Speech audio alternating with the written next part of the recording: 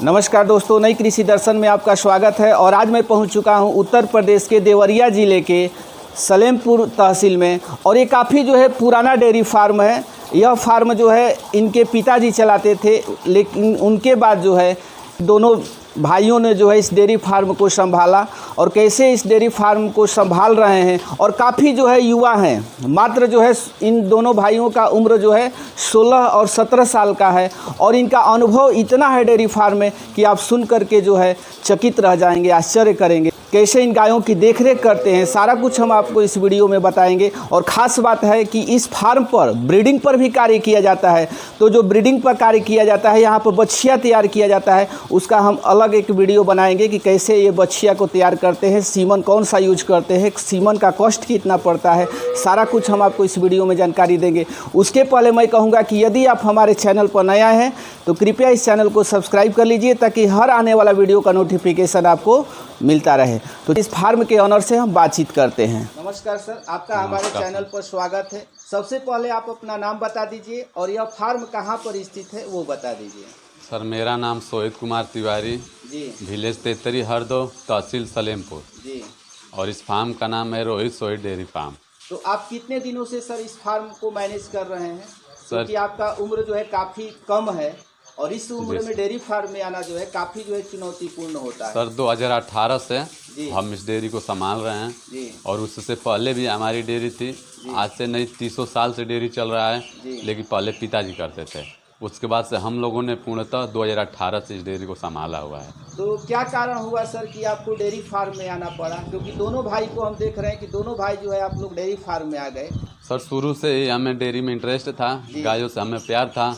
तो उसके बाद धीरे धीरे जब पिताजी का उम्र बीतता गया, उसके बाद से हमने इसको संभाला, तब से हमें गायों में इंटरेस्ट आया और हमने डेयरी खोला। तो अभी आपका पढ़ाई जारी है सर? जी सर, अभी अगले साल इंटर पास हुआ है जी। और इस बार बीए फर्स्ट ईयर का एग्जाम। डेयरी फार्म में कदम रखे जी। तो आपको किन किन परेशानियों का सामना करना पड़ा? स्टार्टिंग में बहुत सारी परेशानियों का सामना करना पड़ा। जी। गायों के बारे में जानकारी नहीं थी, कौन सी गाय कैसे खरीदें, डेयरी के लिए कौन सी गाय उचित है। और इसके पहले रुकने की समस्या बहुत है। गाय एक बार में सीमन में रुकती नहीं थी, बार बार रिपीट करती थी। इस समस्याओं को देखते हुए धीरे धीरे जब आगे बढ़े, जानकारी होती गई, अब कोई समस्या नहीं होता है। हमारी गाय हर गाय समय से सीमन में, हर एक से दो सीमन में गाय रुक जाती है। जी सर। और यहाँ पर हम देख रहे हैं सर कि आप ब्रीडिंग पर भी खास जो है ध्यान दिए हैं, क्योंकि इस फार्म पर आप बता रहे थे कि ब्रीडिंग पर भी जो है कार्य कर रहे हैं। उसका एक अलग हम वीडियो बनाएंगे। जी। तो आपका ब्रीडिंग पर कार्य करने के पीछे मकसद क्या था सर? ब्रीडिंग पे जब डेयरी का मतलब है जब जात अच्छा रहेगा, ब्रीड अच्छा रहेगा, तभी डेयरी सफल होगा। मान लीजिए हम गाय ही खरीद लें, बिना जात की गाय हो, देसी गाय रहेगी, 3 महीना दूध देगी, उसको लात उठा लेगी। जो ब्रीडर गाय है उसको दूहने तक, बच्चा देने तक उसको बरियाई से छोड़ना पड़ता है, वो अपने आप नहीं दूध छोड़ती। जी, इसलिए ब्रीड में यही फायदा है। तो गायों में सर और कौन कौन सी समस्याएं आती है सर? गायों में बहुत सारी समस्याएं हैं। थनैला है, एफएमडी है, बुखार है, यही सब समस्याएं सर आती हैं। थनैला की पहचान हम कैसे करेंगे? थनैला कितने तरह के होते हैं? थनैला बहुत सारे प्रकार के होते हैं। थनैला की पहचान है, थनों में सूजन हो जाएगा, थनों से लरछा आने लगेगा, थनों से खून आने लगेगा और गाय खाती नहीं है, फीवर हो जाता है उसमें। यही गाय की लक्षण है। अगर हम समय से पकड़ ले, उसका सही समय से ट्रीटमेंट हो, थनैला सही हो जाता है। तो आप अपनी गायों को कैसे इलाज करते हैं सर? क्या देसी तरीका अपनाते हैं या एलोपैथ पर जाते हैं? नहीं सर, एलोपैथ पे जाते हैं। पहले उसको में स्ट्रिप आता है, उस स्ट्रिप से दूध को निकाल के उससे जांच करते हैं कि कौन सा थनैला है, उसके हिसाब से हम उसका ट्रीटमेंट करते हैं। तो ठीक हो जाता है? ठीक हो जाता है। और गायों में सर हम देखे हैं कि मिल्क फीवर हो जाता है। जी। तो मिल्क फीवर गायों में जो बच्चा देने के कितने दिन के बाद होने का चांस रहता है? अगर होता है तो उसको कैसे हम ठीक कर सकते हैं सर? बच्चा देने के बाद से 24 से 48 घंटे, मतलब 2 से 3 दिन के अंदर गायों को मिल्क फीवर होता है। और मिल्क फीवर होगा, गाय बैठ जाएगी, मूड़ी को ऐंठने लगेगी, एकदम सुस्त हो जाएगी, खड़ा नहीं होगी। इससे हम पहचान जाते हैं गाय को मिल्क फीवर है। उसीलिए उसको नस से माइफेक्स टॉनिक आता है, जो उसको चढ़ाते हैं, विटामिन दिया जाता है, जेल पिलाया जाता है। 1 से 2 दिन में गाय रिकवर हो जाती है। तो जब आप शुरू किए थे सर, तो पहली बार गाय कौन लाए थे खरीद करके? सर, 2018 में सबसे पहली गाय ये लाए थे। ये लाए थे? जी। आप देख सकते हैं इस गाय के जो है काफ़ी जो है थन की बनावट, इसकी अडर क्वालिटी को आप देख सकते हैं, काफ़ी शानदार है। यह गाय सर जो है आप पहली बार लाए थे, जो है पहली बार लाए थे तो कौन सी बार जो है बच्चा दी थी? अभी यहाँ मतलब अब फर्स्ट ब्याह के अभी 7 महीने की ये बच्चिया गाभिन थी, तभी हम इसको खरीदे थे।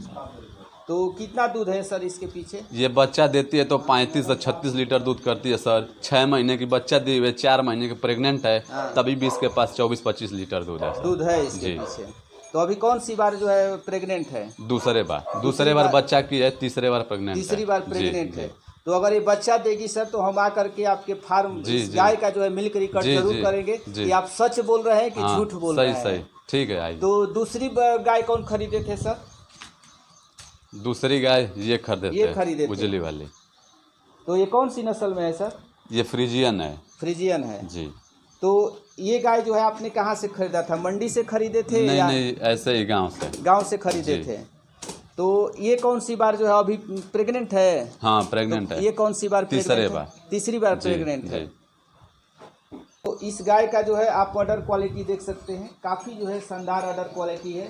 और इस गाय का जो हम मिल्क रिकॉर्ड करेंगे। और कौन सर गाय लाए थे इसके बाद? तीसरी बार ये गाय लाए थे। तीसरी बार ये गाय लाए थे। तो ये गाय जो है कौन सी बार क्या लाए थे बच्चा दी हुई? दूसरी बार अभी बच्चा नहीं दी थी, इसके में 1.5 महीना बाकी था जी। तो अपने यहाँ लाए थे। ये 7 महीने की गाभिन है, फिर भी इसके पास अभी 17-18 लीटर दूध है। ये दूध कमी नहीं कर रही है।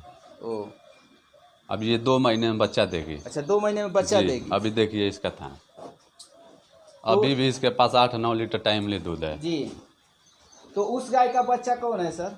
उस गाय की बच्चिया है जो आगे एकदम फर्स्ट पे बैठी हुई जो आगे वो फर्स्ट पर बैठी हुई है, वो वाली? हाँ। नहीं। तो और सर गायों में जो है कौन कौन सी समस्याएं आती है, थोड़ा हमारे आप दर्शकों को भी शेयर कर दीजिए, ताकि उनको भी जो है अगर इस तरह की समस्या आती है तो आप उनको जो है मैनेज वो कर सकते हैं।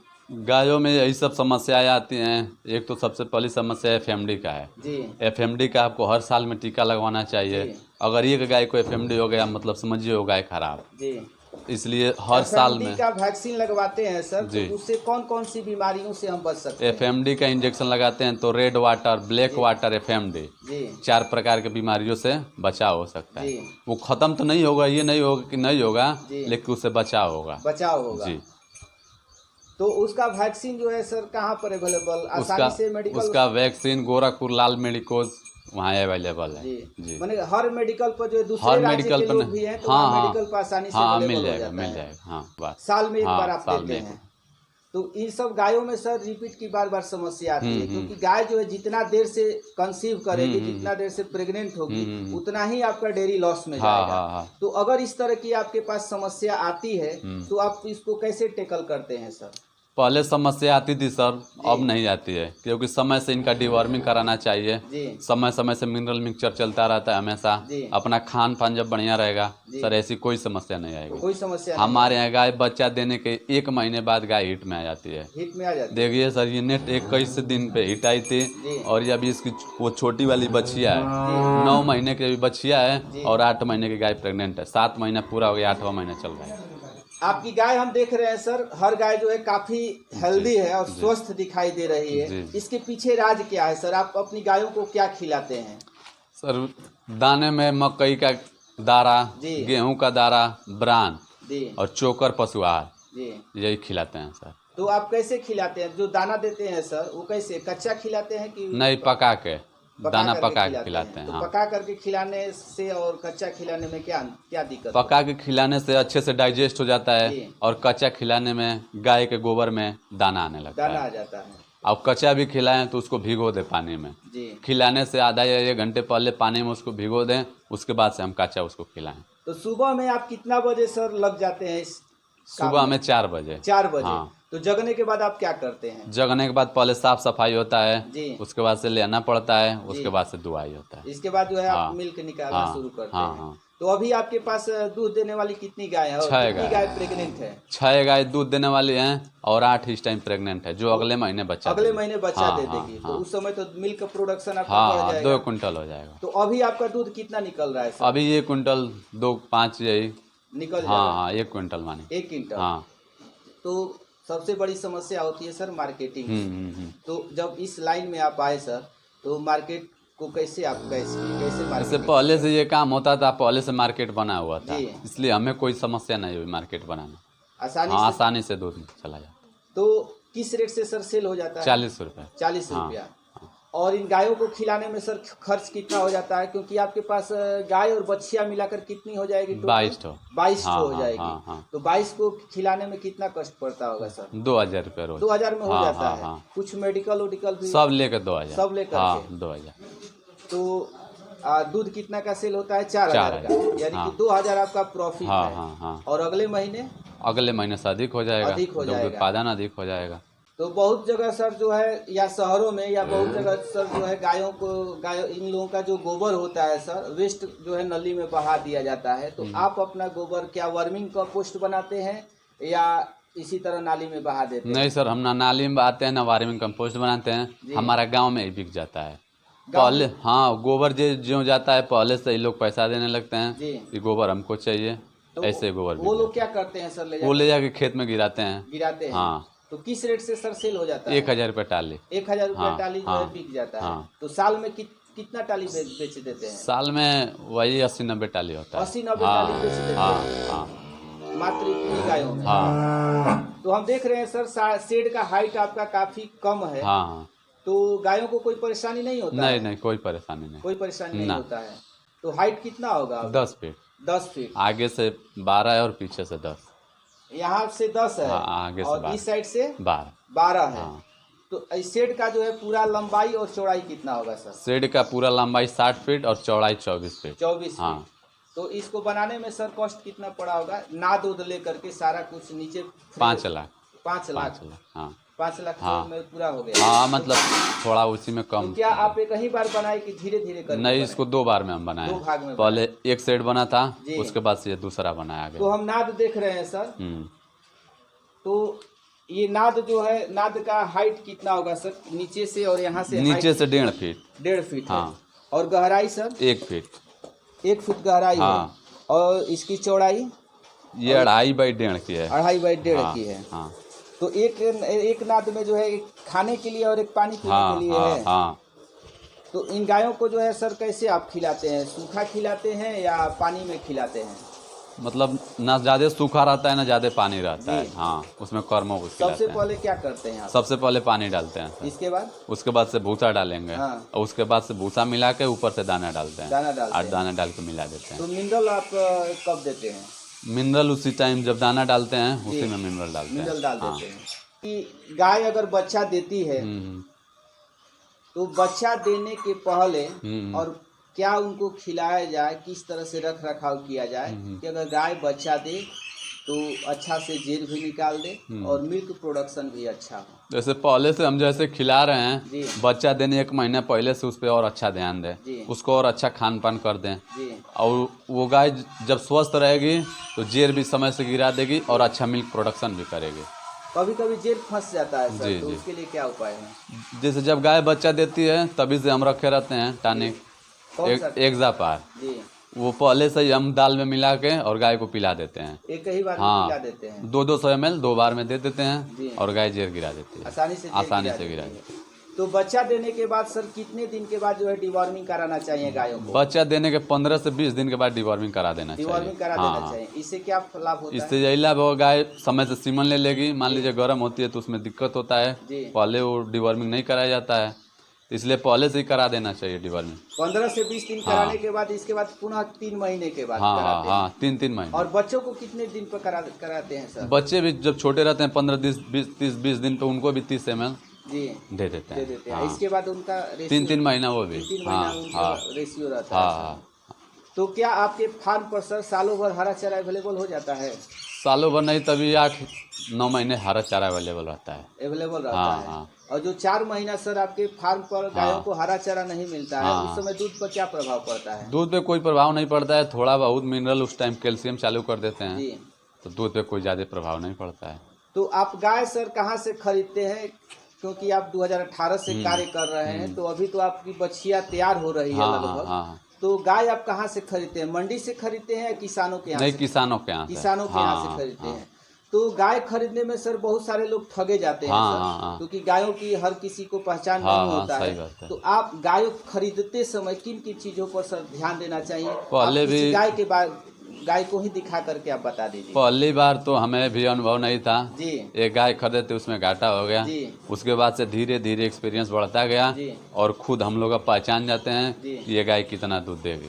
तो उसी से क्या सोचा। पहचान है सर, दूध के लिए क्या पहचान है? दूध के लिए यही पहचान हो कि गाय लंबी चौड़ी होनी चाहिए, जी। वजन होना चाहिए गाय जी। में, अच्छी अडर क्वालिटी होनी चाहिए, जी। गाय नस्ल की होनी चाहिए, वो खुद दूध देगी।